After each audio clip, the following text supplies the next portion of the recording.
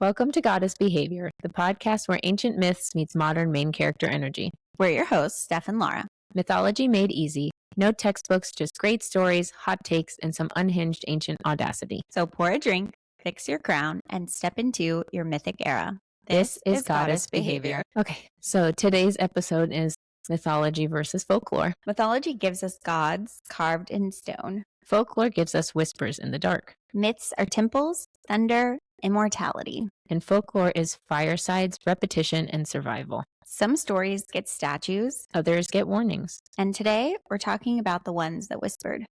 So, what's the difference, right? What's the difference? I think that's like first thing we should go for. Mythology is a collection of stories belonging to a specific culture, right? So we think Greek mythology, right? Or Norse mythology. Most commonly, yeah.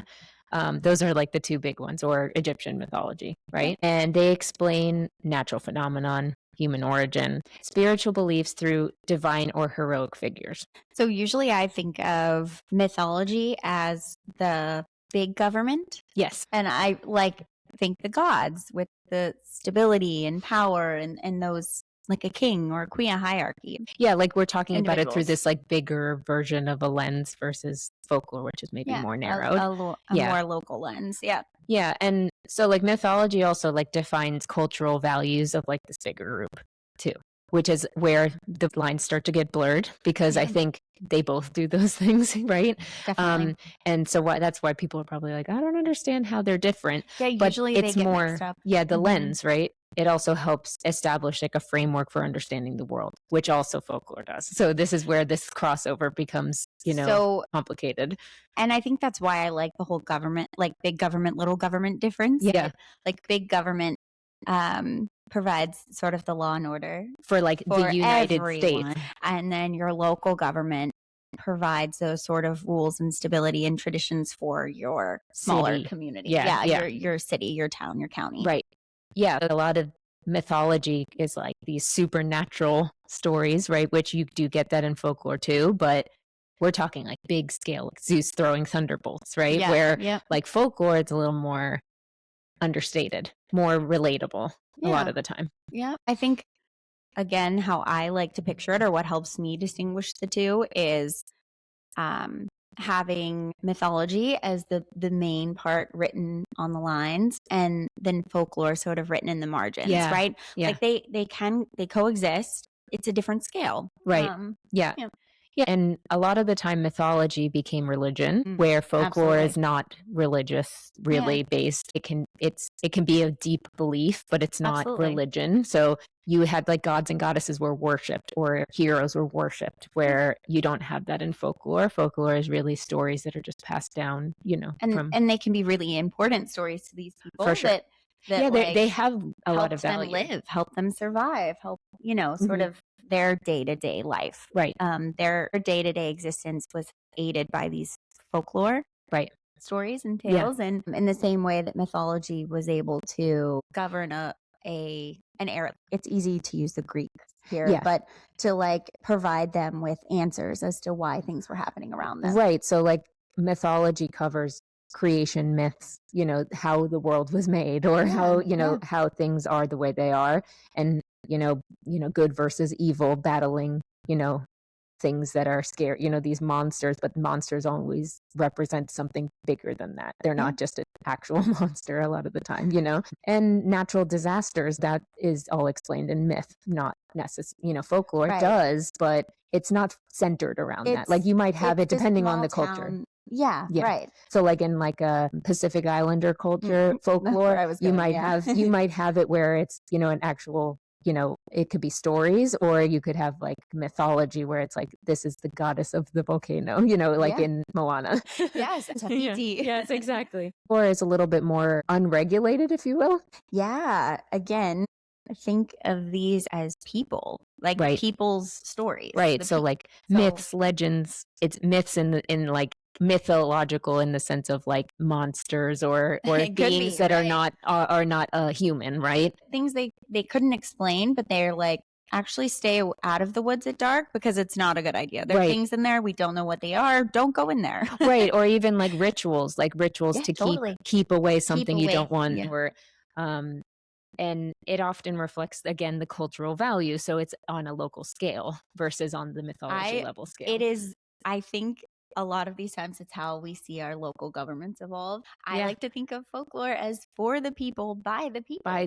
This is fully a belief system and traditions that were passed down through these local communities. Right. Like, and families. Right. And you could see how, like, a settler, of that region, right? So say, like, we're from Florida. So, a small town in Florida and how they govern is going to be really different from, like, a town outside of Seattle, right? Like, totally. And you're going to have different ways of doing things that have been passed down for years and years, and it influences the culture as a whole. I noticed too that a lot of these stories can influence gender roles. So, like, it can influence big pieces of how a culture sees, like, the people in the community.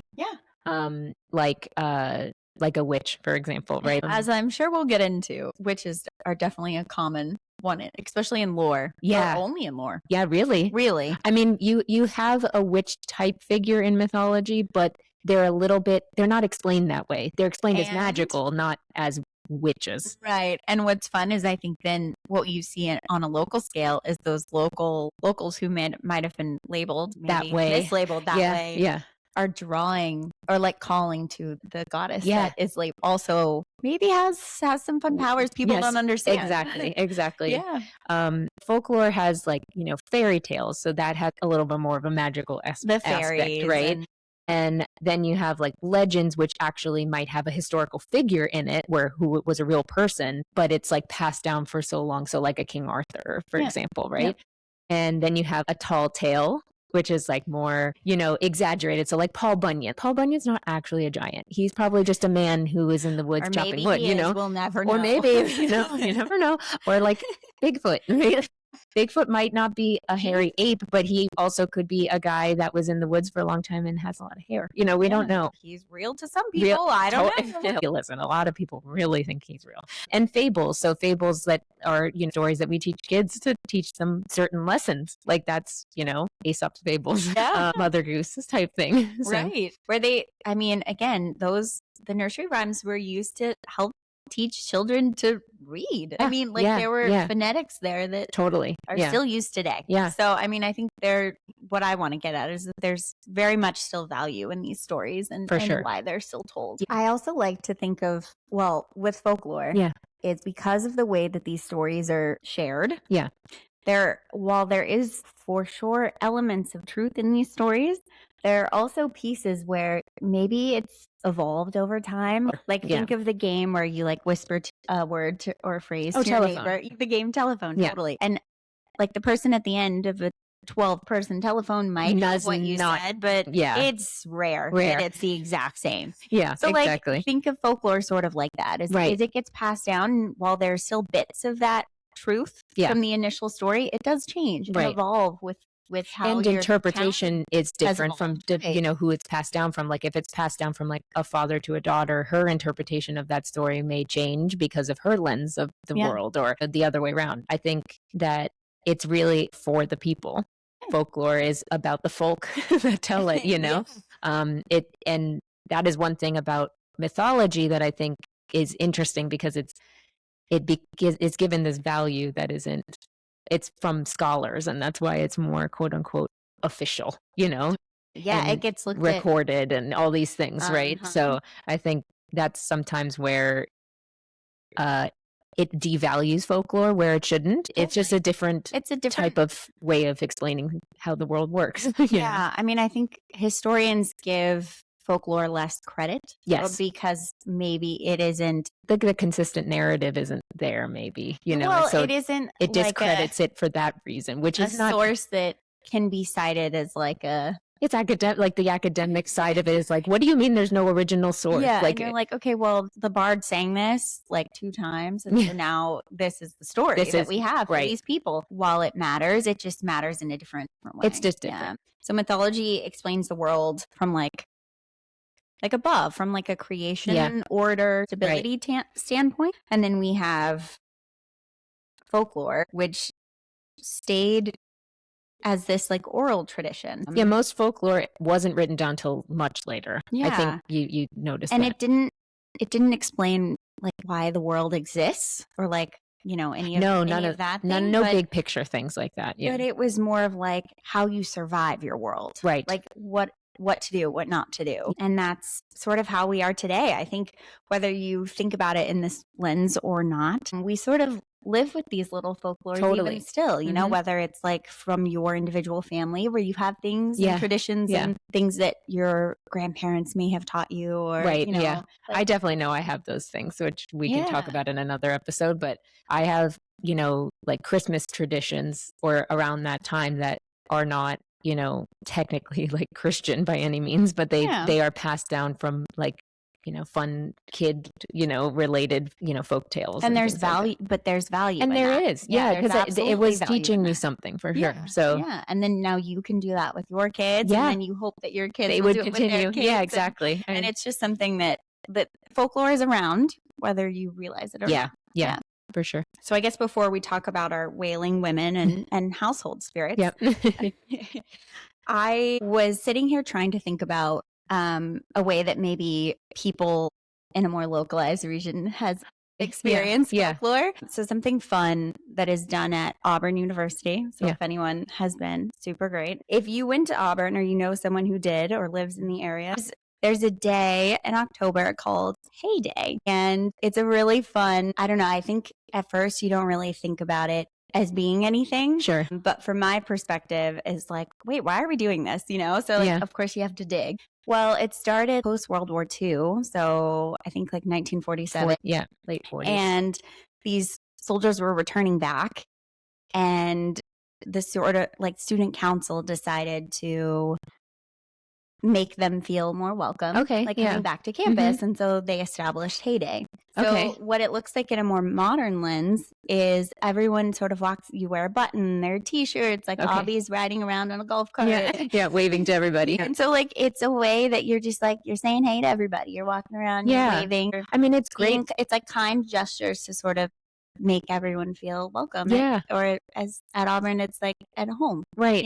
It's so good too. Like, October is like you've been at school for a little bit, but maybe you're starting to feel homesick or lonely. And now you're getting this day where everybody's like out there participating. And I think sometimes that can be really hard, especially like freshman year where you're just, it's all new. And maybe this is at that point in October, it's like, I'm feeling like I need to go home because I don't like it anymore, or it's feeling uncomfortable. Like hit a hard moment. And I think it's cool that this has been a thing. I mean, we're so far removed from it's so good. Now, but it's still a thing that like can help bring people together. For sure. So the origin of why this is done is now, I mean, for most, I would say probably invisible. Like most people don't really know why. Sure. It's done still, but they do it because Auburn does it. Yeah. Because it's I mean, we're almost 100 years out of that, which is so crazy to think about. Gosh, yeah, but so like the origin of the folklore of this situation, right? Like it's become just part of the town, it's become part of the, I don't want to say routine, but like now just people expect it, know that it's coming. And maybe you've had other family members go to Auburn. Maybe you've done it as a kid visiting campus or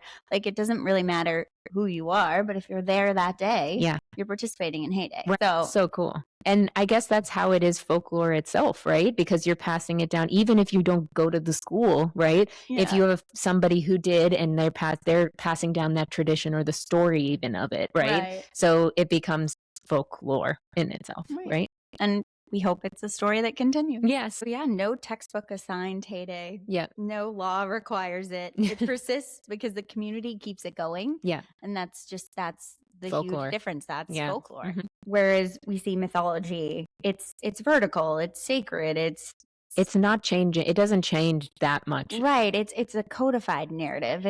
It's more historical, even though they're stories. Like it's the way that it's recorded and the way that it's talked about is historical. The only reason it changes is because a new source is found or our new archaeological dig came up that changed our narrative, right? Like it's where folklore changes depending on who's telling it, right? So I think it can be interesting. And again, it's the whole state doesn't do Hay Day, right? It's just Auburn. Mm-hmm. So, like, I mean, again, the whole country doesn't do Hay Day. Right. It's like you have to, if you put it in that perspective, I think, we're talking about sort of see that we're talking about smaller stories, though very important to their communities. Right.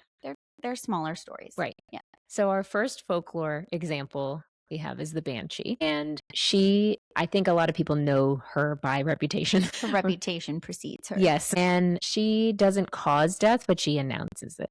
Yeah.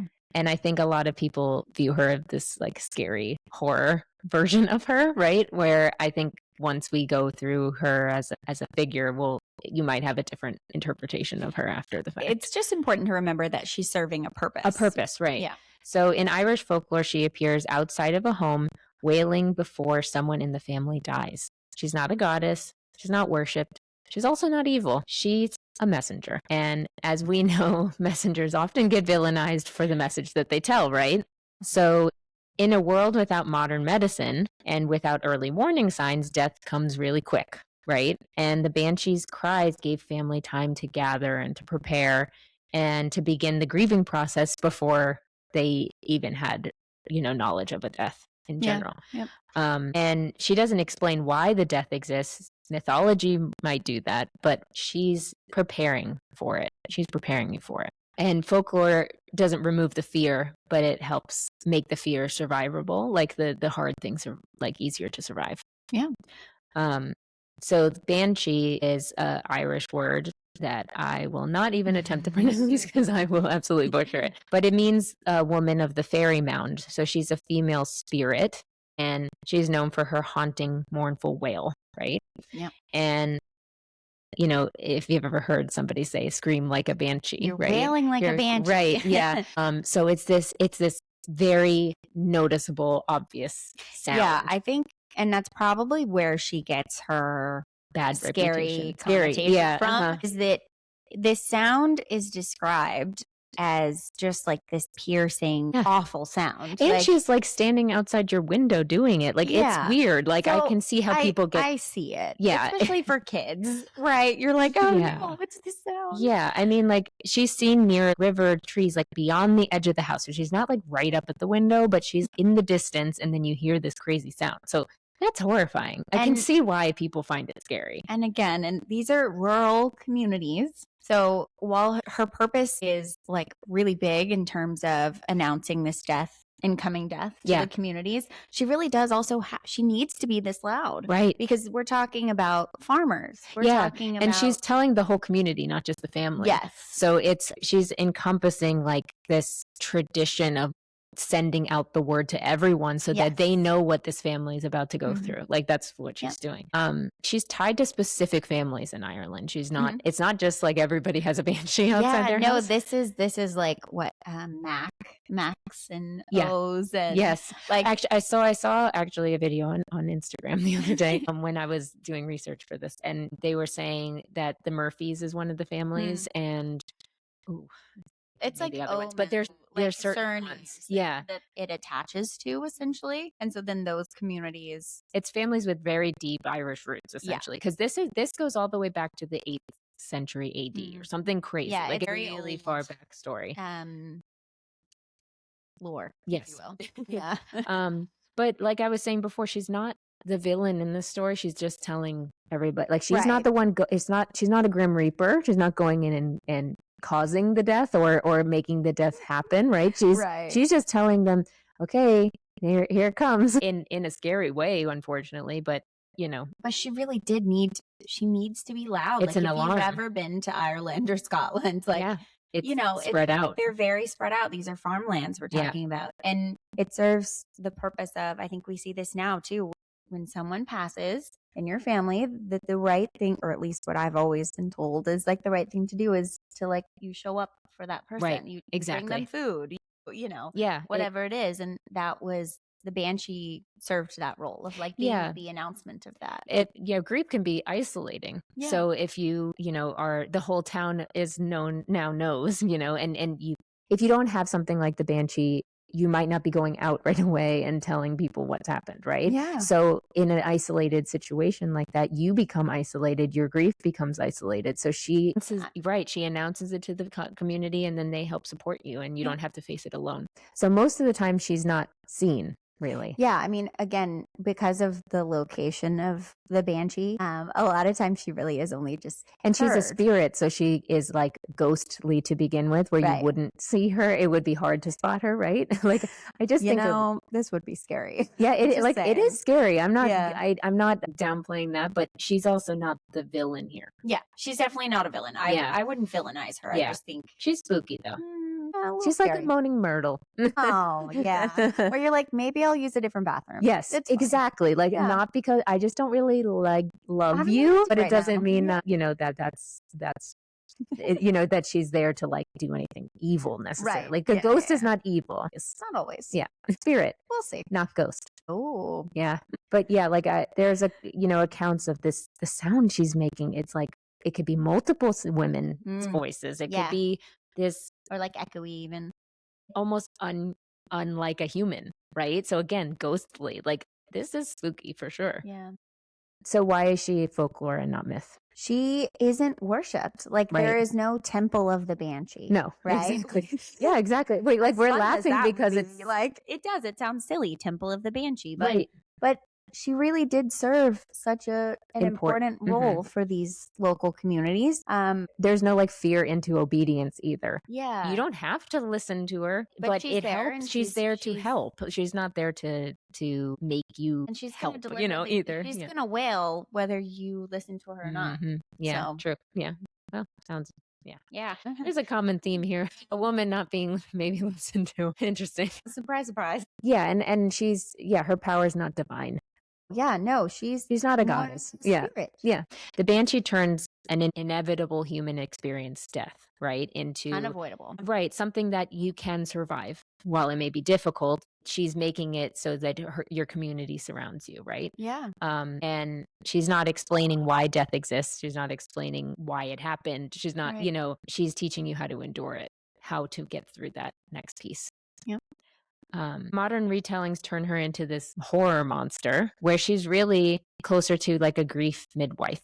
Ooh. And yeah, I like that. yeah, she's ringing the warning bell, but she's not causing it. Yeah. And, she might be scary, but she's not cruel. She's there for a purpose, and she's there to be helpful. And it really is easy to see how you would hear that sound, associate it with death, and then be like, oh, that sound is bad. I mean, Totally. I think that's just. And I think anything that comes from quote unquote the other side of the veil, like can be intimidating and misunderstood. Yeah.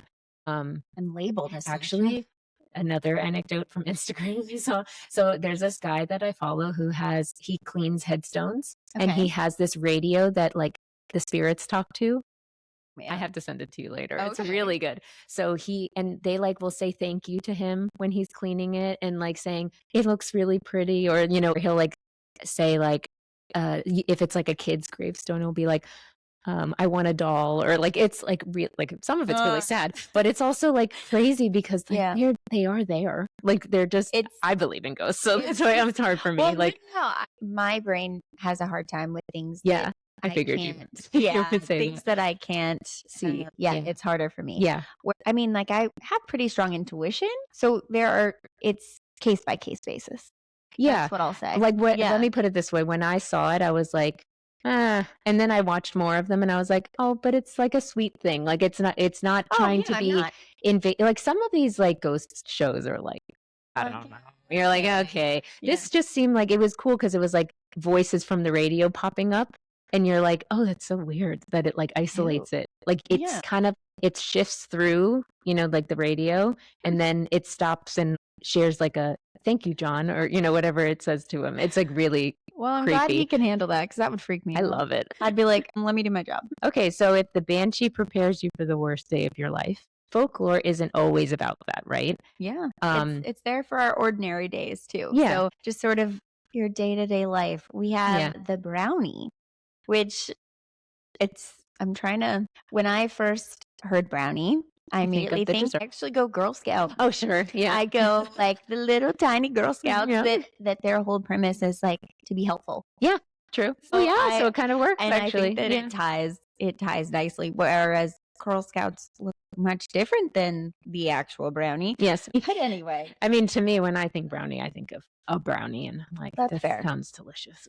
Well, don't give them your brownie. They wouldn't be happy. No, they would not. That would be way too decadent for them. Yeah. So in Scottish folklore, a brownie is a small household spirit that helps with chores at night.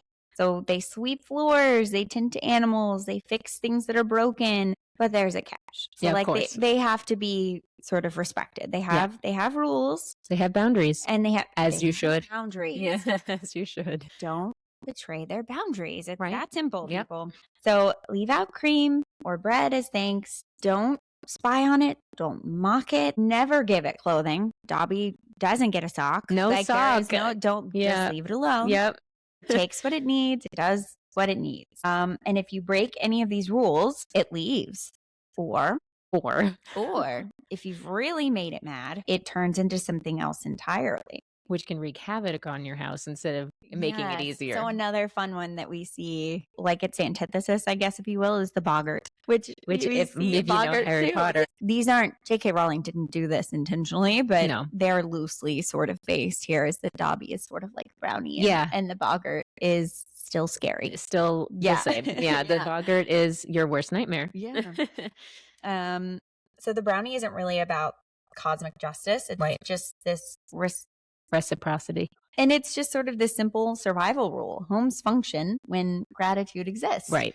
So, which is really good lessons for your children. Things we should teach our husbands and our children. Our husbands and our children. Yeah. Our mother-in-law's children. Yes. Our one struggles. I brought that up to my mother-in-law. Shout out JJ. We were talking about that, and she thought that was the funniest thing. That our most difficult child is our mother-in-laws. And every wife can understand that to a certain level. So the Banshee prepares you for loss, and the brownie helps you prevent avoidable chaos. Yeah. So where one is warning you about something you can't control, the other reminds you what you can control, right? So the brownies are giving you guidelines of like, hey, don't do this, or I leave, or worse, I turn into a boggart. Not. Yeah.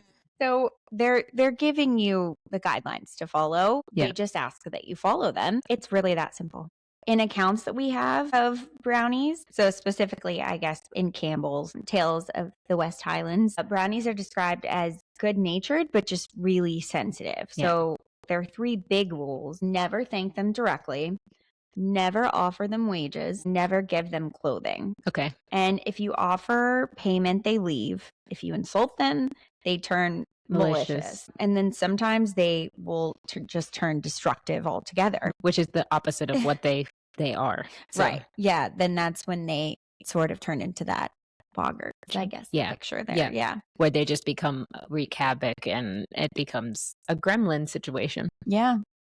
Hate that. Yeah, would not like that. But these household spirits are really meant to sort of coexist with humans. They're not meant to be scary or avoided, or they're just meant to be respected. Right. So things can run very smoothly for you if you respect their boundaries. Mm-hmm. Poor Millie's saying no one respected her boundaries. No, that's true. Yeah. Yeah, don't do that. Yeah, just let her have her day. And so with brownies, I guess to sort of give you an idea of what they look like. Mm-hmm. They're these little small earth-toned, shaggy, rough-haired creatures. They're not meant to be like little cute things. They're meant to be like little They really are kind of, I don't even know if we could give them a gender even. They just are these little figures. Creatures. And they're usually like invisible. Usually you don't see them. Right. So, I mean, how we have accounts of what they look like, I don't know. But that's a good because you're thought. not supposed to see them. Yeah. Okay. But I mean, I'm sure that's like it's a Bigfoot situation where like people maybe have caught glimpses of it, and that's where the stories come from. Of like it's it's not like I see them running around my kitchen all the time. It's where maybe the house elves were like that, right? In Harry Potter, where you could actually see them and they would walk around and they would be helpful, or, in their way. And then, but the brownies a little more, they come and do things at night and then they go away and during the day. Yeah, they want to be unbothered when they're doing their work. I mean, I get it. Totally understandable. Yep. But yeah, I mean, I think that's probably why they're called brownies, is just like they're sort of the look of them. Yeah, they're the earth toned spirits of the land, like not winged, not glittery. They're not sparkly just, fairies. They're just meant to be practical spirit. So the brownie is folklore because, again,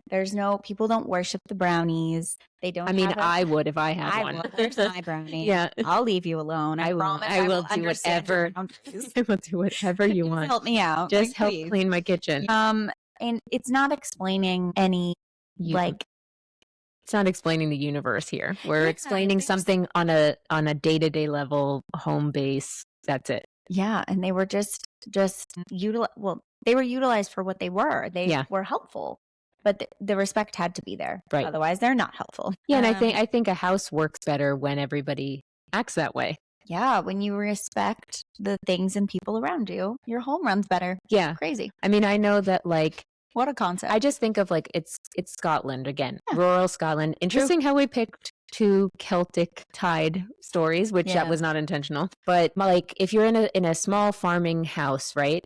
Like my dad grew up in a house like that. He had his chores. He did them every day. It wasn't even a thought, right? Yeah. Whereas now if I try to get my son to clean up his toys, it's like a full meltdown. Yeah. And it's a fight. Right. So I think when you're in a situation like that where you're taught from day one that everybody has a role and there's a a role for everybody and a job and that the house runs better that way. There's no way to do it all by yourself. It creates this community within your own house, right? Totally. And you have to think too, my dad had 3 brothers. So there's 4 boys, complete chaos. So if there wasn't that, who knows? And it helps everyone. It helps the farm be better, it helps the family be better. The boys are tired and they have their energy. Win-win. I win. Yeah. So I think that's kind of what the brownie's teaching you is this gratitude for unseen work. You don't have to have a reward for it every time you do something. You do it because it's part of how things are. Oh, I mean, that's how we grew up is we did things because it was expected of us to do. We live in the house, so we're going to help take care of it. You help clean up your dishes. We didn't get an allowance. I didn't get an allowance either. Nope.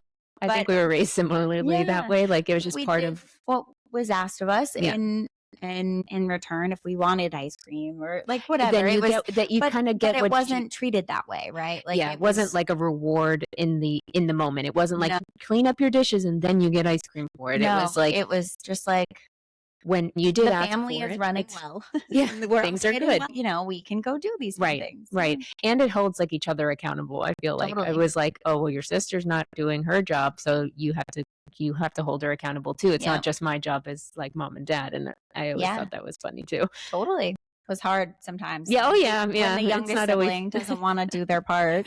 I mean, it's so funny. My mom used to say my sister was my lawyer. I would want pizza and ice cream, for dinner. And my sister would go up to her and say, we want pizza and ice cream for dinner. And my mom would say, you don't like pizza or ice cream, so I know it's not coming from you. My sister for the longest time didn't like ice cream. It would hurt her teeth, I guess, or it was too cold. Yeah. And so it was just the funniest thing because I literally would pick the 2 things she didn't like. And so my mom knew exactly what was going on. I thought I was being sneaky, but I really wasn't. That's funny. The brownie teaches what mythology never bothered to do, which is survival is domestic. Yeah. Right? It starts at home. It starts on such a small level in that sense. Yeah. The brownie isn't magic. It's unpaid labor that has boundaries. Love it. Exactly. Things can run well when there's respect. Maybe we need more boundaries. Yeah, probably. At least with our 5-year-olds. So Dobby, you brought Dobby up earlier. I think we have to touch on Dobby, right? So the difference between Dobby and the brownie is this clothing thing. Where Dobby is free, he gets to leave is free. his servitude, if you will, when he is presented an article of clothing, right? Whereas the brownie is don't you dare. If I need it, I'll take it. Don't give me anything. Yeah. And they're not freeable. Right. They're not indentured servants. Right. They're part of your household. Yeah. They're just there to exist with you. And they operate as such until they're disrespected. Right. And I think like we could say, J.K. Rowling definitely took inspiration from brownies in this sense, or And a house elf or boggart, but it's not a direct match. I think the first thing you think of is, oh, Dobby, because you want like your pop culture reference there, like in your head to make it easier. Brain, when I hear house elf, I immediately go to Dobby and creature. Yes, and creature. And so that's just where my brain immediately goes. Yeah. But while they're tied, they're obviously not the same. So. Right. I think that these actually ended up tying together in a way that I didn't expect. Yeah. So other than the Celtic connection. The location. Yes, the location of them. The Banshee prepares you for an inevitable loss. And the brownie helps you prevent avoidable chaos. Yeah. So in your day-to-day life, if you don't pick up or if you don't do these chores, it's chaos. Right. And then like the Banshee's like, I'm here to tell you how to prepare. There's like preparedness on both ends of it. This is coming. Right. Yeah, this is coming. Then you can prepare for it. It's not it's not a surprise. As a community, as a family, on whatever level it is, she's giving you a warning, a signal. Right. So while both things are things that every human experiences, one is a day-to-day experience, one is a more uncommon, hopefully, experience, but they're still, these folklore stories are preparing you for things that you will go through as a human. Totally. Yeah. So why is folklore whispered then versus shouted from the rooftops the way that mythology is? I mean, I really like to think of this as big government, little government. So one is, folklore isn't sponsored. It's not standardized. It's not regulated even, right? Yeah, like kind of like I was saying before, like you don't have this like, historical approach to telling these stories where it has to have a primary source, Yeah, no, these are the primary sources. Yeah. They just are presented in different ways. Yeah. Mythology protects those in power or protects power in general. And folklore protects your families, your lands, your homes, your children. That's why, you have ballads that preserved grief stories or laments that kept names alive, right? Yeah. You don't have these, stories that traveled through melody, right? Oh, that's definitely like big way. Big ballads and things like that. And music made it easier to tell these stories and to remember them and spread them to the community. And it presents them in a different way emotionally. We've talked this whole time about stories being passed down, but you can pass down a story through a song, a poem. There are a lot of different ways that these stories can be passed down, but at least for my brain, and I know you're more musical than me. I think, I love music, but I think you have it on a different level than I do. If I can hear it in a song, I can remember it. Oh, me too. And I love that. That's a big piece of how these stories get passed down. I mean, we even see that in sort of Appalachian folklore and, and Hannah Montana, the Bone Song. Yeah. Well, honestly, if it can help you remember it, it's how I passed seventh grade science class. So. Worth of sharing, right? I mean, exactly. I think the bard was a really important tool for them to continue to tell it just is a different method, right? Yeah. I mean, it's in Witcher. Bard. Exactly. Who follows him around and sings his stories, whether he's mad at him or... Yeah, I love that about him. He's trying to steady. Find him. He uses his songs to help him along that journey, whatever that journey is. Yeah. What an interesting life to live. Can you imagine? It's like a groupie, like having a groupie. Totally. Who sings your songs, even though I would get really annoyed by him really quick. Oh, yeah. I mean, he's also kind of, okay, so like The Knight's Tale. You remember this movie with Heath Ledger? Right. R.I.P. But you know how he has like the one friend who like announces him? Yeah. It's kind of bard-ish to me too. It like is. He tells his story or his lore before he goes out and jousts. It's interesting. Yeah. It comes up again. It comes up a lot where you're like, wow, it's interesting. But it's funny too. It's all this medieval era lore, right? Like that continues to. Maybe that's when it started becoming more common to spread that way. I also think it was a good way for kings and queens, like monarchs, to sort of hear these things too, like the court jester, the court bard, the court, whatever, where their people got to hear these. Maybe they didn't take them as seriously as they should have, but they could hear the lore that way too. Yeah, for sure. Yeah, they started to come around. So why did they still matter? Why does folklore still matter? I think what we've talked about already is that mythology is really dictated by academic figures or People in historians, power. people Yeah. with power of some kind, right? So if you're thinking even in ancient Greek times, right, you're talking about the people who were educated, the people who had an influence Or on. were allowed to share their voice, their Right, opinion. right. Yeah. So that can be a very filtered lens. Oh, totally. Especially at this time. I mean, there were not a lot of women who were allowed to share their voices at this time. Right. So Yeah. So you have power, money, a lot of influence that, credentials, if you will, right. that influence mythology, right? I think you see that today with quote unquote official stories. 100%. Right? Yeah. So when you see, cited sources, right, versus something maybe you see online that is from a random website, right? Yeah, You're going to look at it in a different way. It's absolutely. the same idea. Who tells the story matters. And we see that a lot with our media. That's what today. exactly what I was doing. Again, who is telling the story? Who's telling Is influencing it.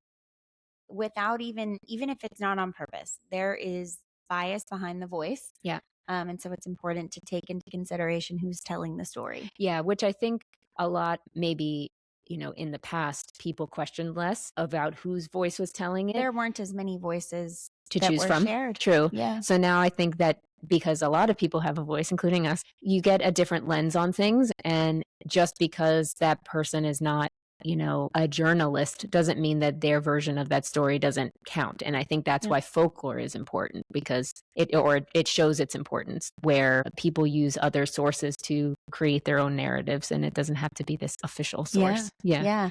I mean, I think that's, again, from a more historian lens here, is that it's important to look at multiple perspectives and multiple sides. Yes. And that's why, like, when citing sources, yes, professors in particular just wanted primary sources. Right. But these little stories matter just as much. Were just as important at providing a lens of like what life day to day was like in these places. Yeah, like if you were like as an example, if you're writing a paper on the ancient Greeks, right? Mythology is important, but the folklore is important too. It's just a different way of talking about how these people lived. It's a different scope. Yeah. Yeah. So why do we love folklore? I love folklore because it isn't as neat. Yeah. There's a lot messy.